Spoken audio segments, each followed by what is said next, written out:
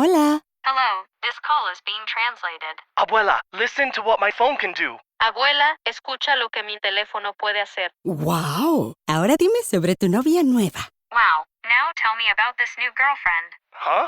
Tú sabes lo que dije. You know what I said. Language is no longer a barrier thanks to Live Translate with Galaxy AI on Samsung Galaxy S24 Ultra. Learn more at Samsung.com. Samsung account login required. Calls must be made using the native Samsung dialer.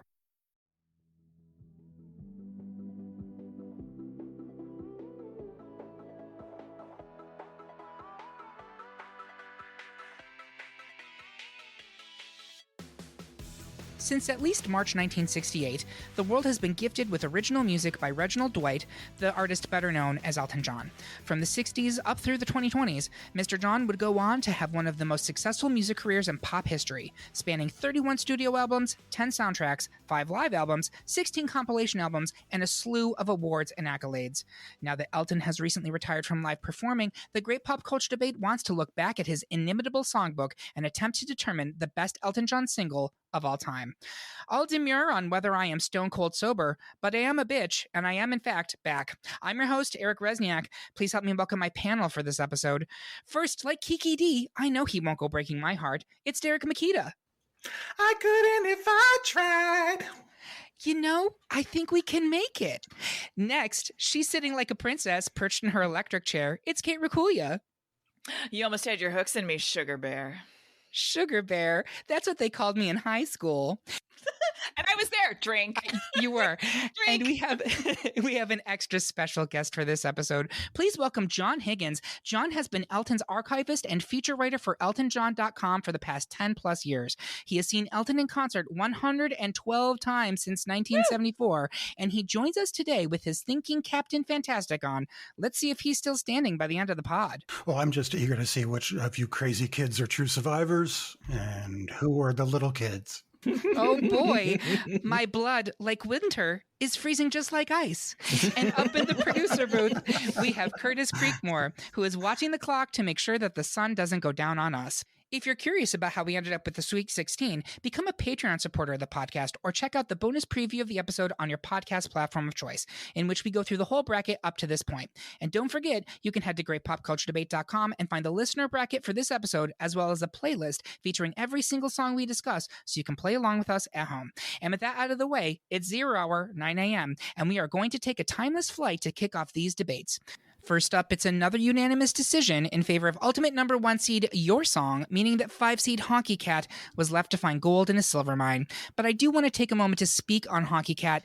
Lyrically, Honky Cat and Goodbye Yellow Brick Road tread similar ground. They're both songs about boys from the country feeling out of place in the big city, whereas Yellow Brick Road is grand and dramatic. Honky Cat is upbeat and funky. It's a kind of Dixieland or jazz interpretation. Those sliding brass notes, the soaring organ line.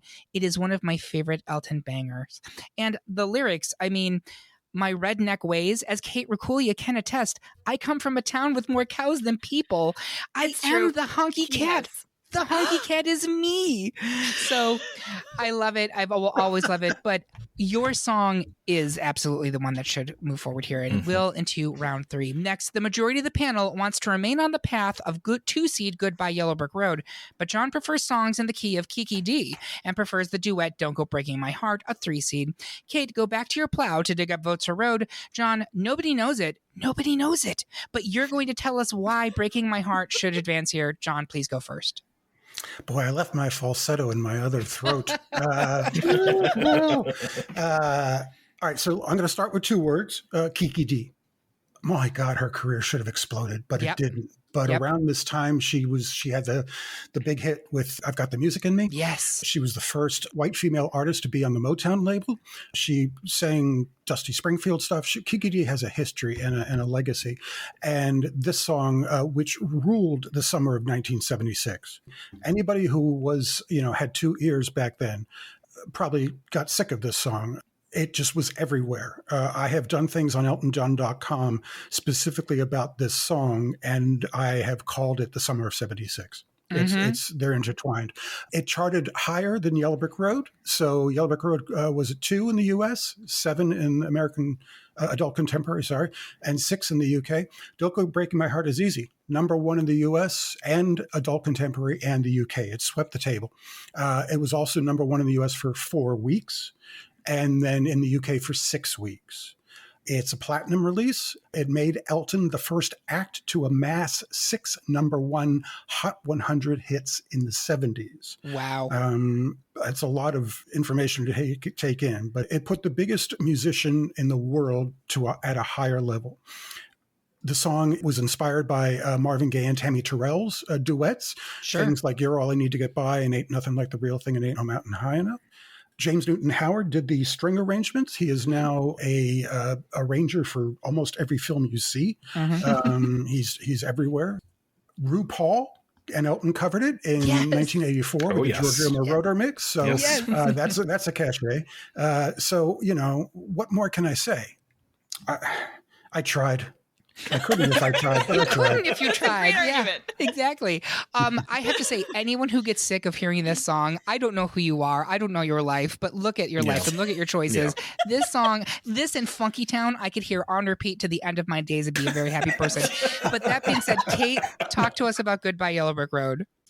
So I'm going to start by just giving some of its pertinence. Music, Elton John, lyrics, Bernie Taupin, title track from the double album of the same name in 1973, certified gold in the US in 1974, platinum in 1995, 2 times platinum in March 2020, and went to number 2 on the US Hot 100. Lyrically, it's the most relatable. I got out of my small town, but Emerald City isn't all it's cracked up to be, and now I'm choosing myself, which is also, it feels kind of like the narrative of Elton John's career in its way. Musically, this is one of those melodies that it sounds like it has always existed somewhere back on the farm in Oz, and Elton just kind of plucked it out of the ether and just played it.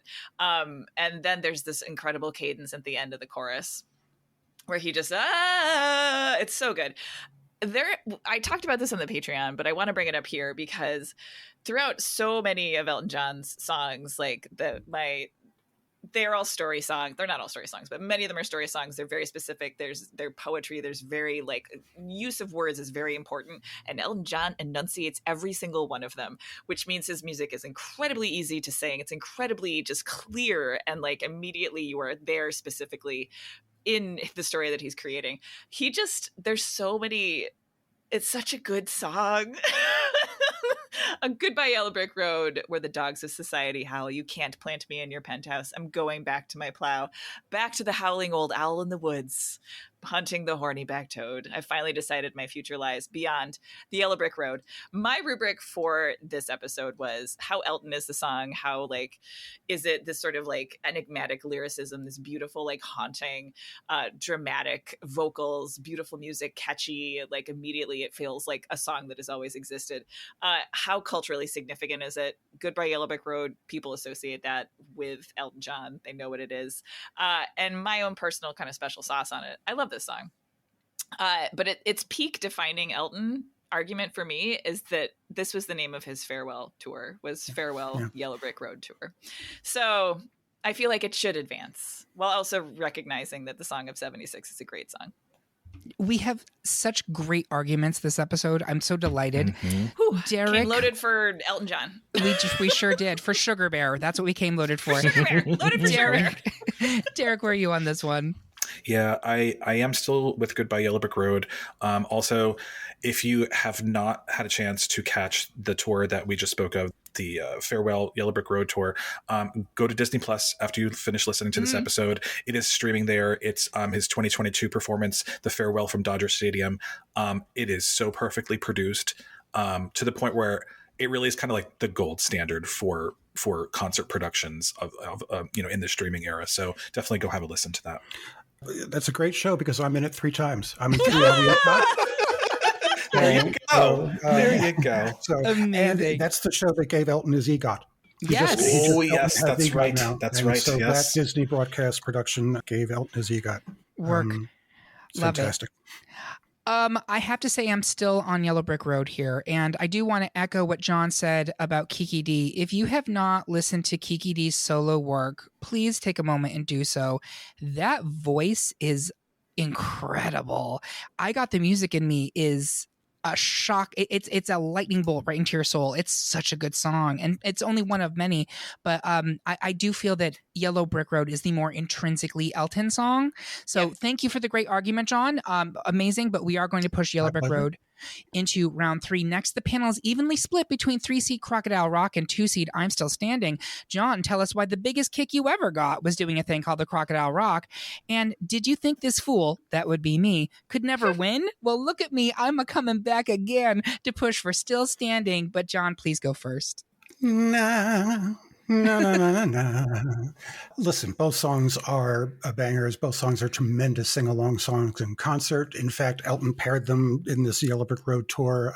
Towards the end of the show, it was I'm Still Standing and then Crocodile Rock.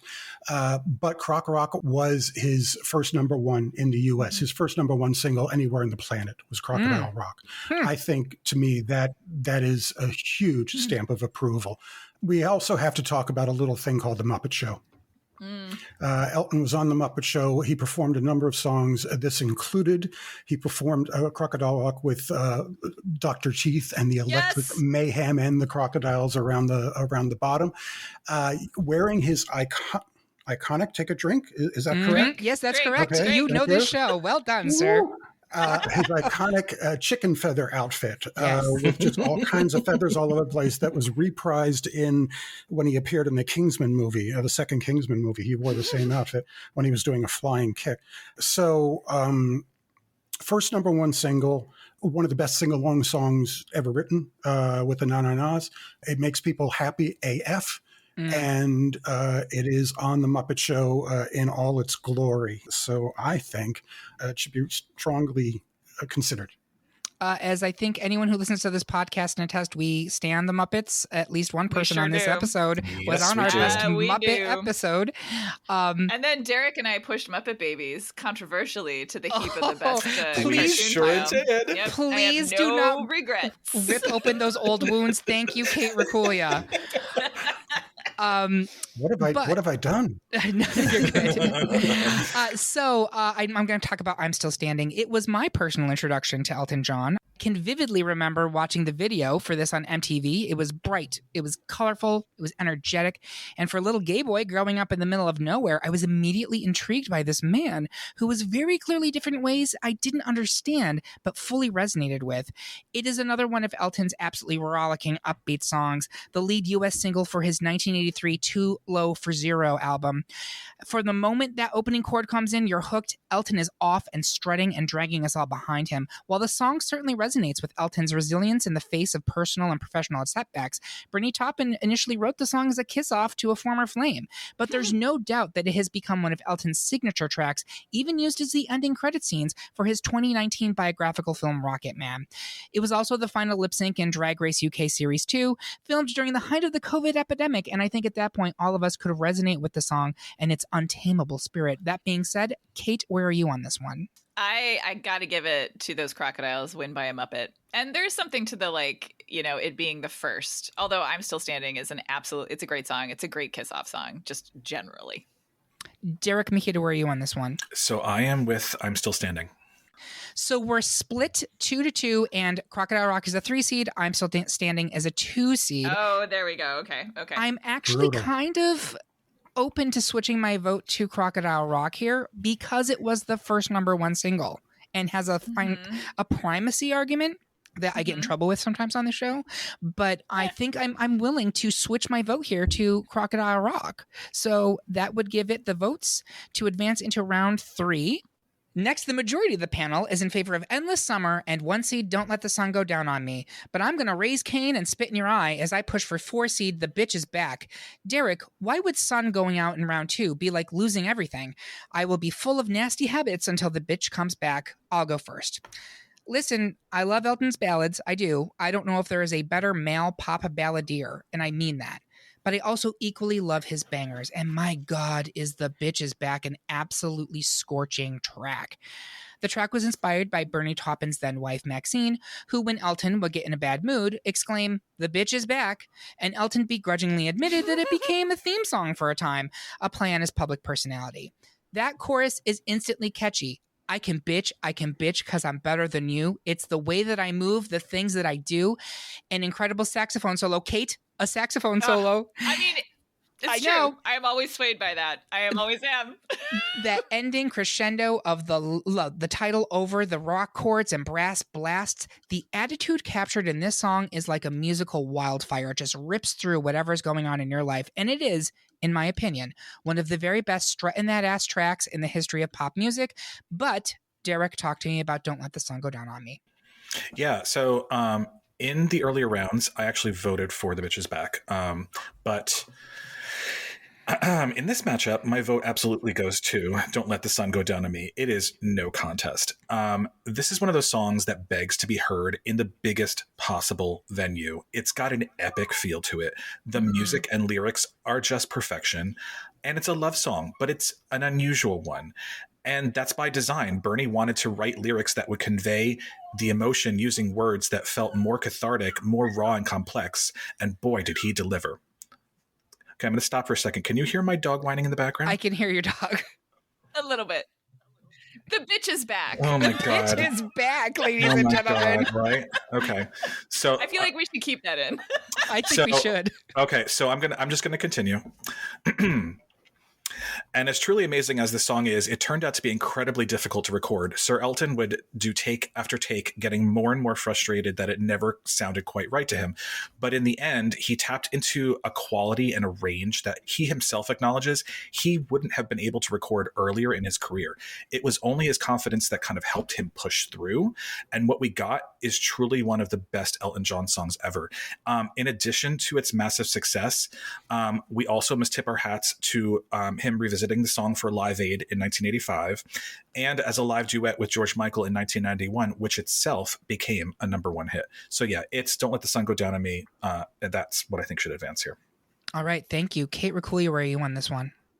Bitch Is Back is a great song, but it's no contest. Don't Let the Sun Go Down on Me. And John, where are you on this one? Yeah, I'm in the fansplaining mode. So do it. These are from the same album. Bitch Is Back leads Caribou, and Don't Let the Sun Go Down on Me is towards the end. Yep. First album that he recorded there at the highest altitude you could possibly find, unintentionally, which is why he was able to hit some of those notes that Derek was talking about in the vocal to Don't Let the Sun Go Down on Me. And then when they go out on tour, all the bands at Caribou experienced this. They couldn't replicate the notes. They could sing higher notes in the thin atmosphere. And when they went on tour, they couldn't hit those notes. Yeah. That's amazing. Each song has a stellar backing vocal. The Bitch Is Back has a singer on it with the name Dusty Springfield. Oh, I've heard of that one. Yeah. I can just leave it there. Don't Let the Sun has a couple of Beach Boys on it. And including Carl Wilson and Tony Tennille. And those backing vocals were sort of co-arranged by her husband, the Captain. So I land on Don't Let the Sun Go Down on Me for all the reasons that have been said before, and many tears that I have shed seeing that, experiencing that song live in concert for probably all 112 times, most likely. He plays it a lot. I don't think the phrase power ballad was in existence when it came out.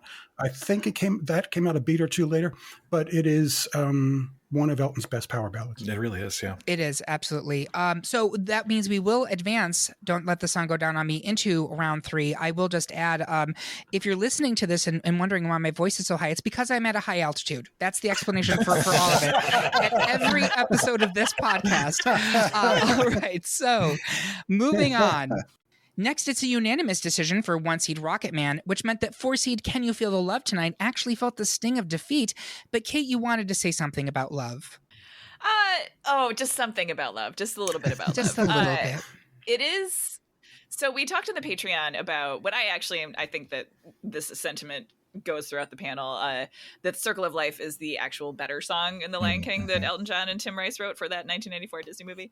But Can You Feel the Love Tonight is the one that won the Golden Globe for Best Motion Picture Song. It won the Grammy for Best Male Pop Vocal and the Oscar for Best Motion Picture Song in a Motion Picture.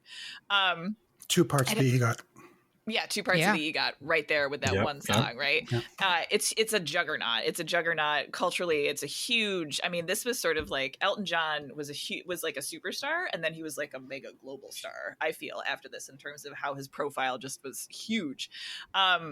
It's a beautiful song. Circle of Life is a better song, I think, both thematically and musically, but it needed to be spoken of, and the line "It's enough to make kings and vagabonds believe the very best" is wonderful. Tim Rice writing a Bernie Taupin lyric. It's just really good. Wow, I never thought of that. That's great. Yeah, right. It's just because that's that kind of Mona Lisa's and Mad Hatter's vernacular. Vagabond. Yep. Vagabonds. I'm sure Bernie's written a song with that word already in it. Okay, yeah. cool. Yep.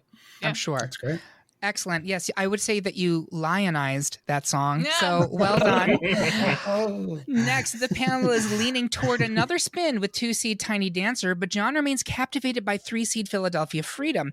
Kate, the words we know, the tunes we can hum, but why should we keep holding on to Tiny Dancer? John, tell us why you still love Philadelphia Freedom. Yes, you do. John, please go first. I do. Philadelphia Freedom, and I'm not even from there. To start with Tiny Dancer, again, this is the difference between what's a great song and what's a great single. Tiny Dancer is a great song, tremendous song. The build is fantastic. He doesn't hit the chorus for, I think, 2.5 minutes. A song like this could never be released or written today. But Philadelphia Freedom is a better single. It was a standalone single. It was a number 1 song in 1975. It was the second of 3.5 number 1 songs that he had in 75. Someone Saved My Life Tonight was number 1. Philadelphia Freedom, Island Girl, and then his appearance on Neil Sedaka's Bad Blood also hit number 1. So that's the half. But Philadelphia Freedom, when Benny and the Jets was released and went to so high in the soul charts, much to the shock of Elton, it went very high in the R&B charts, and it actually hit number 1 in some R&B radio stations around America. And he rode that for all it was worth. When after that happened, Elton said to his producer, Gus Dudgeon, well, I think I'll write another one. So he wrote Philadelphia Freedom. He found Gene Page, the string arranger, who arranged strings for, Barry White, the Love Unlimited Orchestra, Motown, and someone called Cher. I think I've heard of her. Also, it was released 49 years ago yesterday as we record this. So you don't want to shit on a birthday song. Come on. No. Exactly. It reached number 32 on the Hot R&B chart on Billboard, and it's dedicated to Billie Jean King. Yes. Who, because her tennis team at the time was called the Philadelphia Freedoms. So it's dedicated to BJK, and that she's a goddess. She is a brilliant, brilliant woman. So I leave it to you, Kate. Good luck. Oh, yes. All right. I mean, I can't discount your better single versus was technically released as a single. That's true. But Tiny Dancer? Tiny Dancer. It was on Madman Across the Water, which, if you listen to the Patreon, is my Elton John album To Rule Them All.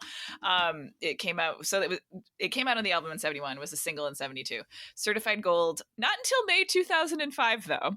Crazy. Which we'll talk about why not until May 2005 in a moment. But the lyrics, Bernie Taupin wrote the lyrics kind of in a bid to capture the spirit of California, which I think he absolutely does. And again, my Wikipedia research level, his wife, Bernie's wife at the time, Maxine Fableman, it's kind of about him. Kind of about her. In 2019, Fableman said, I knew the song was about me. I had been into ballet as a little girl and sewed patches on Elton's jackets and jeans, referring to the song's description of a seamstress for the band. Oh, our archivist is shaking his head. Oh, I love this scandal. Shall I comment now or later? Yes, comment now, and then I'll continue my argument. Maxine certainly was part of the LA female culture that Bernie was, and it's dedicated. It's dedicated on the album to Maxine, but she takes credit for more than she did. Ooh. But I mean, that idea of like the culture around bands and music and singers and songwriters in the 70s in California. From that, we get Cameron Crowe's movie Almost Famous, which is why this song goes gold in 2005, because there's such an iconic, beautiful scene in Almost Famous where the members of Sweetwater are on a bus going places and they all just spontaneously burst into song singing Tiny's Answer because they love it and they love music and they love this life that they're living, even though it's wild and crazy and strange. And Tiny Dancer it's an incredible song. It's really fun to sing, really evocative, specific lyrics, beautiful orchestration. It's long. It's over 6 minutes long, so hence not really, I don't hear a single, as it were. But its longevity, despite all of that, and the fact that people associate it with Elton John, is proof of its power. Also, cultural transcendence. On Friends, Phoebe famously misheard it as "Hold Me Close, Young Tony Danza," and that's not nothing. It's not. And also, young Tony Danza could hold me close because he had it going on. But yes. Derek, where are you? Yes. Yeah, Derek, So where are you? I'm still with Tiny Dancer. I think Kate is touching on my rubric, which is like not just the pop culture staying power, but like the proliferation factor that happens. So that's why I'm still with Tiny Dancer. Oh God, is it coming down to me? All right, so Tiny Dancer Can I is ask a question? Yes, please, John. Give me more time to think. Go. One thing I forgot to mention about Philly Freedom is that he performed it on Soul Train. He was one of the first white performers on Soul Train, which again may have been a beat before your time, but he performed Benny the Jets and Philadelphia Freedom amongst a throng of dancing people on a glass piano. But my point is, let's pretend Almost Famous didn't exist. Because Almost Famous did not re-release the song as a single. It was already a single in 72. So the 72 single, while wonderful and beautiful, didn't necessarily get to certain levels, certainly not the levels at the time that Elton was hitting. Elton credits Cameron Crowe and Almost Famous with a resurgence of the song. But the hill I'm dying on is a single versus song. Sure. Yeah, and that's a really good argument, especially the so I was going to ask our archivist, so this song, was it popular with Eltonites, as we talked about in the first round, prior to Almost Famous, or no? Oh my God, yes. It certainly was. Yeah, always been a fan favorite, for sure. Yeah. Okay. I was hoping you would say no, because that would have made my decision so much easier. I have another little rephrase. Okay. John first and then Kate. No. Okay. I was joking. Go ahead. Okay. Well, my additional thing is there something to the fact that his song with Britney Spears blends the chorus of Tiny Dancer with verses from his other single, The One? Possibly. It's called Hold Me Closer. Just saying. It's in there. I mean, that's a slantwise. It's not really It is. I'm actually very much torn on this one, and I never am on the show, but I'm going to go ahead and stick with my initial vote of Tiny Dancer. This was a great discussion. Love both of these songs, but Tiny Dancer will move forward. But great job, John. Great job. Next, I believe it may be another unanimous victory, this time for 1 seed. I guess that's why they call it the Blues, over 4 seed Saturday Night's All Right for Fighting, which still at least got a little action in. Finally, in round 2, the panel is currently set to kill the fatted calf tonight, as 2 seed Benny and the Jets is poised to make the Elite 8, unless anyone on the panel is going to vote for 3 seed Candle in the Wind. Derek, I do want you to plug into the Faithless and stump for Benny. Kate, please keep the fire burning for Candle in the Wind. I'm going to have Kate go first. I love Candle in the Wind. I talked about it a little bit on the Patreon, so if you want to go back and look at that, join our Patreon. It's great. Written in 1973. It's about Marilyn Monroe. Even though Bernie Taupin is not like a Marilyn Monroe like explicit stan, he was really writing about the idea that there's this famous person who burns out too early, and something tragic happens to them, but they leave their work and they inspire people. And he's I would have liked to have known you, but I was just a kid. It's this feeling of it's too late, but there's still something beautiful, and I'm going to carry that forward. That's like a really interesting, complex thing to write a song about. And I feel like it's not just the lyrics, right? It's also there's sort of a yearning, grief, beauty in the actual way the song is actually composed as well. It has a tremendous cultural legacy. Rolling Stones listed the 500 greatest songs of all time. He dedicated his performance of this song at Farm Aid in 1990 to Ryan White, an American teenager who was barred from attending school after he was diagnosed with AIDS. There's a 1986 live version that charted. So that's actually the single that we're talking about, which is also probably one of the first Elton John songs I ever heard on the radio. And of course, like in addition to Candle in the Wind, there's Candle in the Wind 1997, which he adapted in tribute to his dear friend, Princess Diana, after she passed, which was a whole other global cultural event, that song. And yeah, I think Candle in the Wind, it is a beautiful song. It is a peak Elton John song. It has a huge legacy and cultural history. And I really love it. So that's my vote. Yeah, it's a gorgeous song, and thank you. You did a wonderful job. Derek, talk to us about Benny and the Jets. Yeah, I mean, so there's a reason that Benny and the Jets has soared through to this round unanimously. And it's not only a fantastic Elton John song, it is an amazing song, period. It's catchy and it's melodic. It's a song that perfectly encapsulates Sir Elton's early career. It's an homage to glamour rock and the high-flying days that would catapult him to stardom. And what's crazy is he didn't even think it would be a number one hit for him. It took him completely by surprise. And if you dive into the lyrics, they are just an absolute feast. It tells the story of a female-led, futuristic sci-fi punk band with more than a nod to Sir Elton's love of dressing flamboyantly on stage. I take nothing away from the rest of the catalog when I say this. This is one of the best examples of Bernie's lyrics and Sir Elton's music coming together in such a fashion as to be pure alchemy, and it more than deserves to move forward. Listen, Candle in the Wind is a classic. There is no questioning that, but up against the icon that is Benny and the Jets, no ma'am. No ma'am. John, where are you on this? Yeah, I'm gonna again, if I may, share a little bit. Benny and the Jets sounds like a live song. It is not. Yes. It was done in the studio, and the live was put in later. And the producer, again, Gus Dudgeon, and the engineer David Henschel, who has a massive history, they were stomping their feet and clapping their hands while they were mixing the song to get that sort of sound, in addition to the live thing. But name me a song by anybody where you hit the first chord and people know what's coming. Yep. They freak. That is so true. It is a B minor 7 chord. Mm-hmm. And he could hit that chord and wait for an hour, and people would wait there with him for the rest of the song. I think Candle is special. Candle, we were talking about Elton's Annunciation, and one of the most prime examples of that, Goodbye Norma Jean, from the young man in the 22nd row who sees you as something more than sexual. I mean, that right? It doesn't even Unbelievable. work. Yeah. Unbelievable. You just That is hear fuzzy math in terms of syllables. But Benny is an astounding thing. And again, the other song that he played on Soul Train. So Benny for me. Yeah, I'm sticking with Benny, and I agree with Derek's point about the alchemy of it. I don't hate it.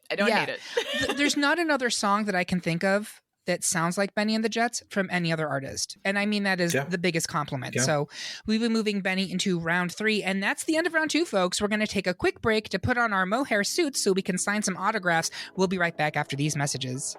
$5 can't buy you much these days. In the 90s, a Big Mac Extra Value Meal rang in at $4.59. Today, that same meal will cost you $7.89 and leave you filled with regret. You know who would never do that to you? The Great Pop Culture Debate. For just $5 a month, our Patreon supporters gain access to a treasure trove of unaired content, like those secret fries at the bottom of the bag. So if you're hungry for some delicious pop culture content, pass on the Big Mac and head to greatpopculturedebate.com to become a Patreon supporter today. Hola. Hello, this call is being translated. Abuela, listen to what my phone can do. Abuela, escucha lo que mi teléfono puede hacer. Wow. Ahora dime sobre tu novia nueva. Wow, now tell me about this new girlfriend. Huh? Tú sabes lo que dije. You know what I said. Language is no longer a barrier thanks to Live Translate with Galaxy AI on Samsung Galaxy S24 Ultra. Learn more at Samsung.com. Samsung account login required. Calls must be made using the native Samsung dialer. This episode is brought to you by Intuit, the technology platform that brings financial confidence with products like TurboTax, Credit Karma, QuickBooks, and MailChimp. You might have learned the recorder in school, but probably not how to navigate the financial world. Luckily, Intuit's on a mission to help with the free Intuit for Education program. It provides students with the lessons to learn essential skills, like how to build credit, file taxes, and budget. Check out their free resources at intuit.com/education.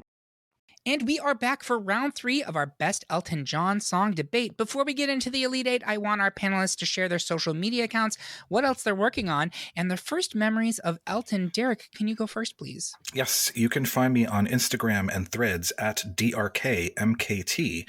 I don't have any projects right now, but I can tell you that my mother graduated from high school in 1973, I think. So, and she also worked for a music store in Passaic, New Jersey, and she went to see a lot of concerts because a lot of the tickets that they were supposed to give away to customers and things, they just pocketed and gave to their staff. So Love it. I was around music all the time, and Elton was certainly in rotation all the time. Not just at home, listening to music, but also on mixtapes, on the radio. So I got, in early childhood, I got all the early Elton stuff, and then I got all the later Elton stuff on adult contemporary radio. So he's been with me for a very long time. Love that. Kate, what are your socials? What are you working on? And what are your first Elton memories? So socials, you can find me on Instagram at Gomez Rack if you want to see pictures of my cats. Not really working on anything at present in sort of like a figuring stuff out phase about the next book I'm working on. Elton has kind of always been around. Like I said, I think that, the 80s songs, the live version of Don't Let the Sun Go Down on Me, ladies and gentlemen, Mr. Elton John, like just kind of around on the radio. Yeah. And of course, when The Lion King came out, that was huge. But I think my first, I fell in love with Elton John when I received a CD of Madman Across the Water when I was a sophomore in high school, maybe. And I listened to it on repeat on my Discman again and again and again and again and again while I was working on a poetry project, which I remember that specifically. I was like, I'm just going to listen to this song. It's such a great album. I don't think that I knew him as a huge pop star. I didn't necessarily know that sort of 70s songwriting, storytelling, the really like Holiday Inn is one of my best favorite. I can't even talk about it, right? And I would have talked about it, but it was never a single. But go listen to Madman Across the Water. It's an incredible album. Levon, Tiny Dancer, Holiday Inn, Peaches. Indian Sunset, the title track. It's just so good. It's so good. It's so good. It's epic. So good. Now that this is not a Neil Diamond podcast, but John, talk to us about what or a Boston Fenway. Yeah. Exactly. John, what are your socials? What are you working on? And what's the ultimate memory you'd like to share? Yeah, I'm a Facebook guy. I don't think anybody has said that in this That's okay. adventure that you guys are on. We are on Facebook. But if anybody wants to find me on Facebook, JF, like Frank, JF Higgins on Facebook, on Instagram at John F. Higgins. But what I most want people to do is go to eltonjohn.com, and there's go to the thing called Stories. And those are the articles that I have written for the past 10 plus years. My byline is on them. I don't write everything for eltonjohn.com. I write the features, the deep features, the things that I've sort of been talking about during this podcast. So that's where I am. My first Elton memory actually didn't like the Elton John songs when I first heard them. Not a big fan, mainly because I was listening to them in the 1970s on transistor radios and little freaking KTEL or whatever the hell it was, turntables, low fidelity, sub-low fidelity.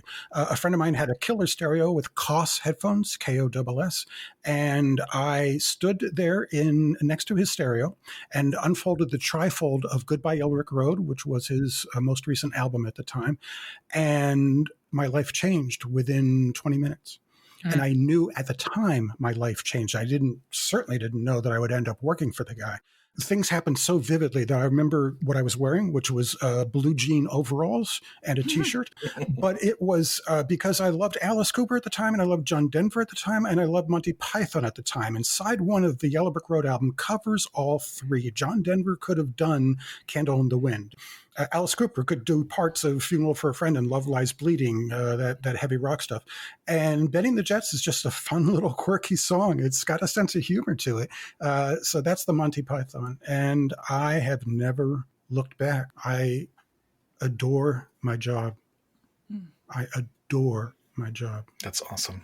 We are so lucky to have you on this episode, John. Just thank you so much from us on the panel, but also I'm sure for our listeners as well. This has been a real treat for us. So thank you so much for taking the time. We've loved it every second. Yay. Thank you. All right.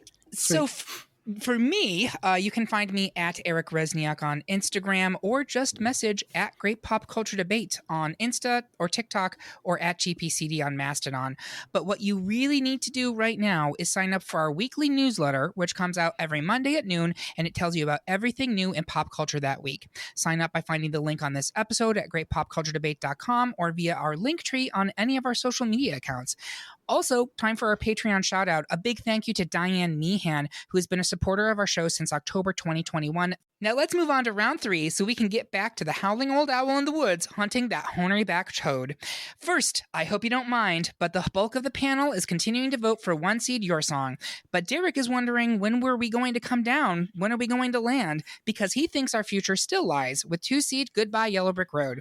Derek, we can't keep you in your penthouse. Fight for Yellow Brick Road. John, tell us how wonderful life is with Your Song in the world. I'm going to have Derek go first here. Yeah, I mean, this is a tough matchup, and I'm willing to acknowledge that Your Song should absolutely advance here. To be honest, this is more of a personal preference for me. Longtime listeners of this podcast will know that I have a soft spot in my heart for the schmaltz. But Your Song has just never been one of my favorites. It's almost like reading a love letter that was meant to be kept private. And as one of Sir Elton and Bernie's first collaborations together, you definitely get the feeling of naive young love that they were trying to express. The song is a success because of the emotion it conveys, and maybe it's just my cold dead heart that has been jilted one too many times.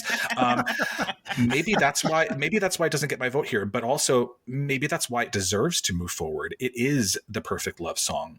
Even Sir Elton John has said as much. So I'm happy to give an honorary vote to Goodbye Yellow Brick Road, but I do think Your Song should absolutely move forward. Okay, thank you. John, do you want to talk about Your Song? Eric, do I really need to? I mean, you can save it. You can save it for the next round. Save it for the end. One thing sort of tied to what Derek was talking about, the naivete in the early collaboration. Bernie Taupin was 19 years old when he wrote those lyrics. That's insane. Elton was a mature 22. I mean, for Christ's sake. So it's, it was of the time, of their experience, certainly Bernie's experience. But Derek argued well for Your Song. Even though he was arguing for the other part in that matchup. One last piece of input that it's true. It's true. That happens sometimes on this podcast. Yeah. But one last thing that I want that's kind of related to Goodbye Yellow Brick Road is the Boston Gay Men's Chorus is having their June concert, which is called Friends of Dorothy. And it's a combo of Elton John songs and all other things Oz related. So if you're in the Boston area or close to the Boston area, please do come see that show in June. Thank you, Derek, as a former member of the Boston Gay Men's Chorus, and as producer Curtis is a member of the chorus. We appreciate that. Kate, where are you on this one? I am with Your Song. I mean, there's a reason it shows up in the Elephant Love medley in Moulin Rouge. That is the rubric that we're using. What? Yeah, so it's the song in Moulin Rouge that when Ewan McGregor is like stumbling over how to talk to Satine, he's like, it's a little bit funny. Yeah. Feeling inside. It's perfect. It's perfect. Yeah. It's not a song about loving elephants, which we should be very clear about. It just takes place in an elephant. Yes. No. So we will be moving Your Song into the final 4. Next, it's 1 seed Don't Let the Sun Go Down on Me and 3 seed Crocodile Rock. I'm just going to go around the horn on this one. Derek, where are you? I am in the Don't Let the Sun Go Down on Me camp. Okay. John, where are you? Yeah, even though I advocated heavily for Crocodile Rock, it's got to be Sun Go Down on Me, for sure. Kate? Sun Go Down on Me. Don't let. comma, don't let. Comma, don't let. Yes. Ellipsis. I'm going to make it a clean sweep for Sun. I absolutely love Crocodile Rock. I think it's a banger. I didn't realize it was his first #1 song, so thank you for that, John. So we will be moving Don't Let the Sun Go Down on Me into the final four. Next, the panel continues to think it's going to be a long, long time before it abandons 1-seed Rocket Man to burn out his fuse Up Here Alone, meaning the 2-seed Tiny Dancer may be leaving our bracket. Kate, you've had a busy day today, but please tell us why Dancer should advance to final four. I'll speak on Rocket Man. Kate, why don't you go first? So Tiny Dancer is, I mean, I made my argument previously. I will continue to say it is, I feel like in some ways it's the 21st century people broadly catching up with the way that I sort of in my mid-teens was like, oh, there's like a whole world before the Lion King of Elton John, right? So I feel like this was that freaks me out that you just right? said that. Broadly, Wow. this was the like, there's so much to Elton John, and there's so much great music, like incredible music that he produced and has produced for like 50 years, but like that he produced in the giant global understanding before he got hooked up with Disney. So, and it's a wonderful song. It's a wonderful, I think that the fact that the scene in Almost Famous is musicians loving a song, right? It's that sort of, it's a thing that kind of brings everyone together over love of just pure music. So yeah, that said, I'm going to vote for Rocket Man. Okay. So you want to save your argument? Throw you under the band bus right there. Yep. Okay. Yeah, seriously. Sorry. We haven't really talked about Rocket Man yet, and because it has sailed through to this point, and there's a reason for that, it is a quintessential Elton John song. Coming out in 1972, the song showcases Elton's artistic excellence. It's a beautiful, soaring, evocative vocal set over beautiful piano playing, that sliding guitar line, and a chorus that almost requires you to sing along.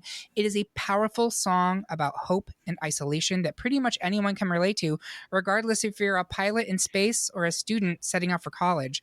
It was a huge hit for Elton, coming in at #6 on the Billboard Hot 100, and sales of more than 3 million in the United States. As of January 2024, so like a month ago, it has surpassed more than 1 billion streams on Spotify. It is ranked as number 242 in the 2004 list of Rolling Stone's 500 greatest songs of all time, and then it got bumped up to 149 in the 2021 revision of the list. It's also literally the title of the man's autobiography film, so I don't know what else you want.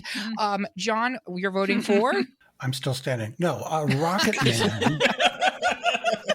Parentheses, I think it's going to be a long time, close parentheses. Just to put a fine point on it. Excellent. Derek. Yeah, if you were to stop someone on the street and ask them to name an Elton John song, I guarantee that at least 75% of them would name Rocket Man. So in my opinion, Absolutely. Rocket Man should move forward. All right, so Rocket Man makes the final four. Finally, in round 3, the panel's leaning toward 1-seed. I guess that's why they call it the Blues over 2-seed Benny and the Jets, but we're going to go around the horn here. I'm going to start in the back of the pack with Kate. Where are you on this one? Upset. I'm going to go with Benny and the Jets. Juicy. Yeah. John, where are you on this one? Benny. Benny and the Jets. All right, that's 2 for Benny. Derek, it's the Blues versus Benny. What do you got? Oh, God, this is such a difficult match. Oh, my God. I mean, I think I'm sticking with, I guess that's why they call it the Blues. I respect that. Sure. And I think that we have heard enough from John on this episode to actually sway me over to Benny, specifically the fact that it sounds like a live song, but it's not a live song, that it is, there's so much interesting kind of musical stuff involved in the creation of that I think it's fascinating. And so I'm going to go ahead and give it to him. We'll move it on into the final four. So that's it, folks. We have our final four. We're going to take a quick break to count the headlights on the highway, and we'll be right back after these messages.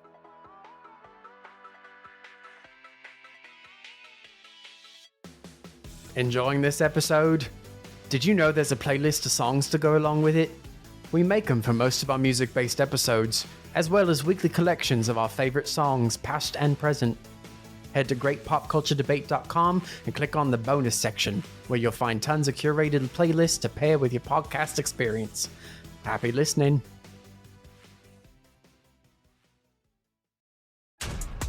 This episode is brought to you by Essentia. A better you starts with better hydration. Essentia is on a mission to inspire people to do what matters most. Their proprietary ionization process transforms water from any source into ionized alkaline water, providing water that's 99.9% pure with a pH of 9.5 or higher. Essentia overachieving H2O, the #1 ionized alkaline water. Shop now. Ask your doctor about Air Supra, albuterol budesonide. Eligible patients can pay as little as $0 per inhaler, subject to eligibility rules and maximum savings limits. Restrictions may apply. Visit airsuprasavings.com to learn more. And we are back with the final four of our best Elton John single debate. We're going to start with the first matchup going around the horn. It's Your Song versus Don't Let the Sun Go Down on Me. I'm going to start with Derek. Yes, I am still with Don't Let the Sun Go Down on Me. Okay. Really? John, I'm not letting it go down on me. I'm not. I refuse. That's what he said. Yes. Oh, yeah. John, where are you on this one? Your Song all the way. The song that started it all. I mean, ground zero for Elton. Your Song. The first song he ever played in America in live and concert. Your Song. Kate, where are you on this one? Your Song. I'm Your Song. I am also on Team Your Song. I love Don't Let the Sun Go Down on Me. I love both the original version and I love the version with George Michael. I think they're great. I saw a post on an Elton John subreddit the other day saying George Michael ruined Don't Let the Sun Go Down on Me. Oh, I disagree vociferously with that statement. Lies. I think they're both wonderful in their own ways. But to me, Your Song is the one that has to move forward here. Next, it's 1 seed Rocket Man versus 2 seed Benny and the Jets. Starting in the back of the pack, Kate, where are you? Rocket Man. This is one of my go-to karaoke songs. Along with This Is How We Do It, which are very similar songs. Yeah. Yes, Oh, very wow. similar. I mean, lots of words, lots of enunciating. Yeah, it's true. All right. John, where are you on this one? Rocket Man is a monster song from start to finish. And I'm going to talk about it just a little bit. It's inspired by a short story written by Ray Bradbury, the science fiction writer. The story is actually called The Rocket Man. It appears in an anthology in 1951. And if you read that, it's about a guy who goes to work as an astronaut. He just was like almost takes his lunch pail and goes to the rocket and then comes back and has dinner with his family. I mean, not every day, but it's a job. It's a standard job like any. And Elton has owned this song. He started record labels called Rocket Records. The company that I work for is Rocket Entertainment. So it has become his brand, basically. Not only if you asked a person what's an Elton song, would they say Rocket Man, but if you ask somebody who did Rocket Man, they would say Elton John. Oh, for sure. You can't take them out. The guitars are insane. I don't know. I'm going to get a rap in a minute, but there's a thing called Atmos. There's an audio thing called Atmos, which is basically surround sound music. Rocket Man was one of the first ones ever created in Atmos. This is now going back 15 years, and it is killer. The backing vocals, when they come in, are perfect. And those backing vocals, that was the first song that they recorded backing vocals on, those three: Davey, the guitarist, Dee, the bass player, and Nigel, the drummer. And that sound became part of the iconic Take a drink Elton John sound. And that, they didn't know when that song was written that they were going to layer backing vocals on it. And they didn't know that those backing vocals were going to be so perfect. Gus Dudgeon told me that, he was so happy that he had an inside group. He didn't have to go outside the band to get these kinds of backing vocals. Rocket Man is special, and it's my number one, and I am going to shut up now. No, you're amazing. And thank you. That's all incredible information. Derek, where are you on this one? So I am still with Rocket Man. It is my number one pick. And we'll get into that a little bit in the next, because I think it is moving forward. It's 100% moving forward. Yeah. I'm also going to give it a clean sweep to Rocket Man. We love Benny, and I think it's had a great run, but Rocket Man deserves to be in the final two with Your Song, which gives us a 1 seed versus 1 seed final two, Your Song versus Rocket Man. I think these are the undisputable top Elton John songs. This is where it gets messy. I'm going to start in the middle of the pack with, actually, you know what, John, I'm going to save you for last. Kate, where are you on this one? I I have to give it to Rocket Man.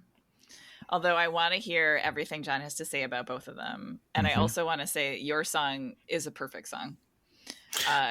It's sort of because of where it comes in his career. It's not the zenith yet of what he's going to reach, as an artist. But it is a perfect song. And what you were saying earlier, I love, Derek, that you were like, it's sort of like something you shouldn't be reading. It's a love letter written by a 19-year-old. Yes. And yeah, that's great. I love that. So I'm going to steal that. Yeah. Do that. It's a wonderful song. And I will always see Ewan McGregor singing it just full-throated, open-heartedly to Nicole Kidman, and I don't hate that. Yeah. Excellent. Derek, where are you?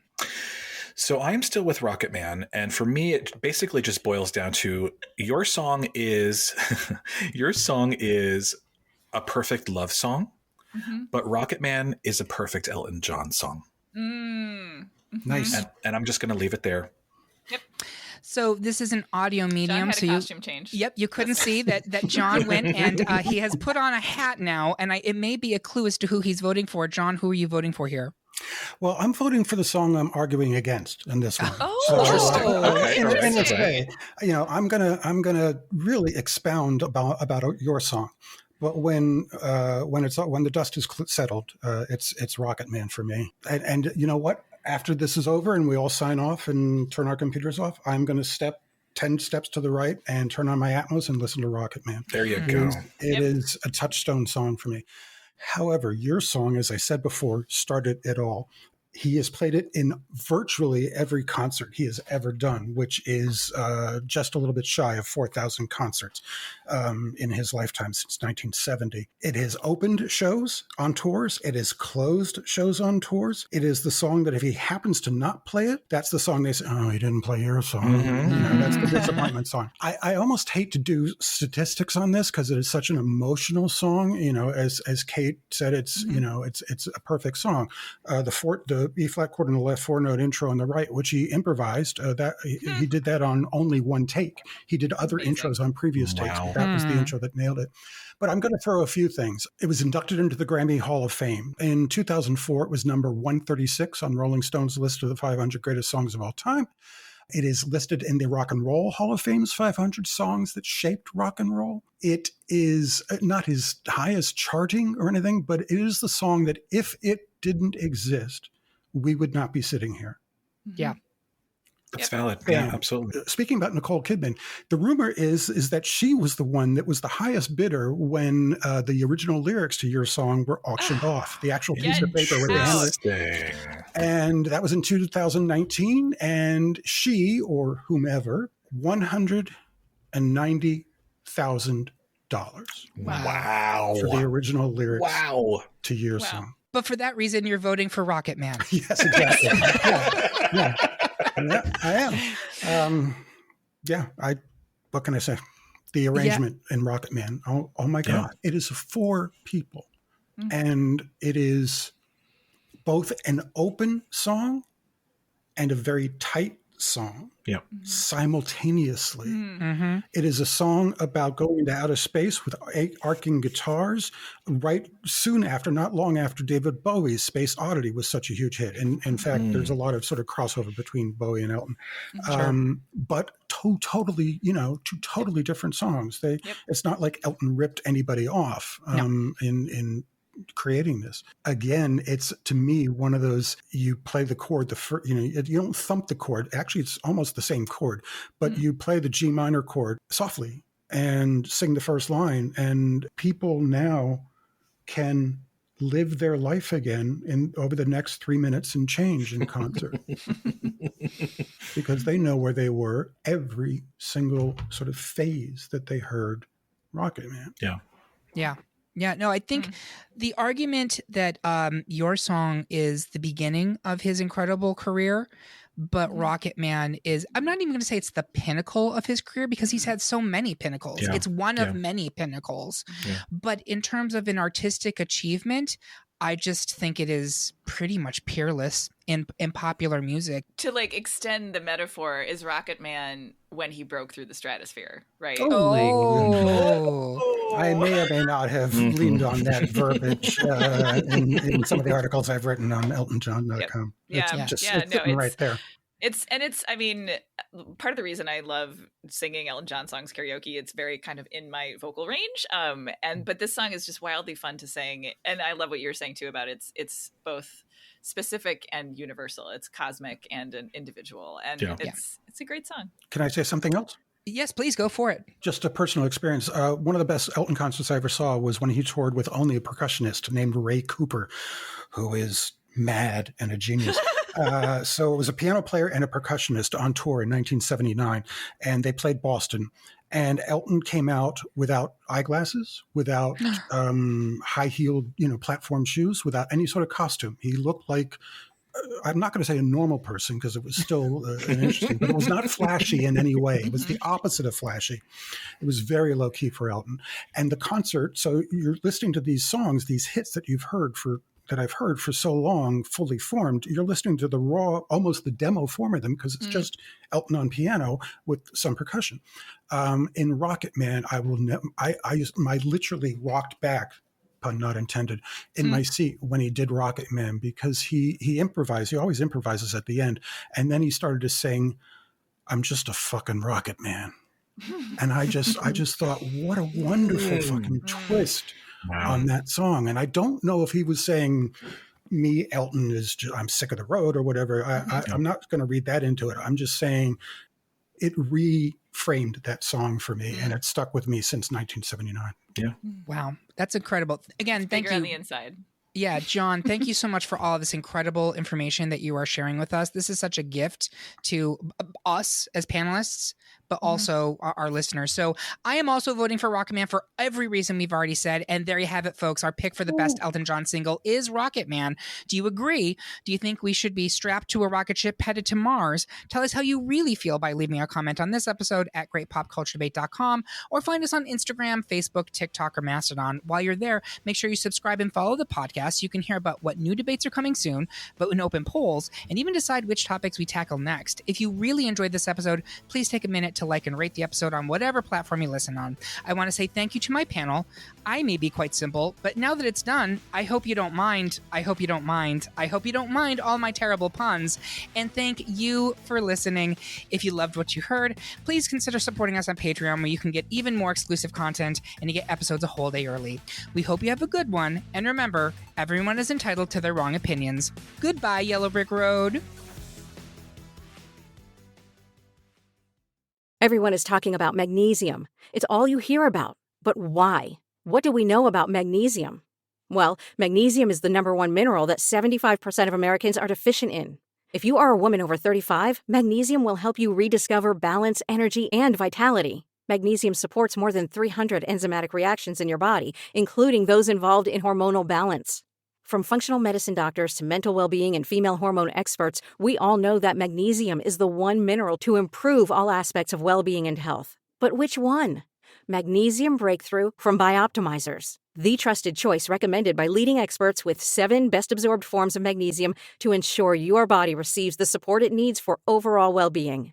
Go to bioptimizers.com/balance today and use code BALANCE10 for 10% off. Support your journey to wellness at bioptimizers.com/balance. Magnesium Breakthrough from Bioptimizers, your foundation to optimal health and vitality.